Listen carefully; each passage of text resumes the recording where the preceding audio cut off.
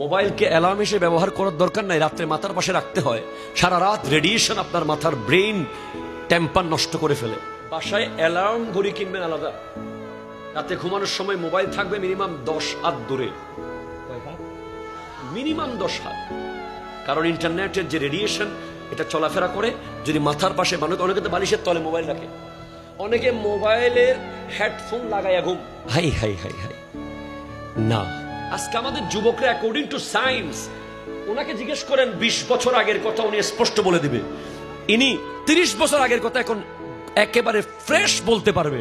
কিন্তু এই প্রজন্মের যুবকরা 3 দিন আগের কথা বলতে পারবে না। কারণ স্মার্টফোন আমাদের ফ্রন্টাল পার্ট, যেটা মস্তিষ্কের, এটাকে প্রতিনিয়ত ক্ষয় করে ফেলছে। জেহেন চলে যাচ্ছে, জেহেন কমে যাচ্ছে, মনে থাকার শক্তি কমে যাচ্ছে। শর্ট টাইম মেমোরি থেকে লং টাইম মেমোরিতে পড়ালেখাগুলো যাচ্ছে না।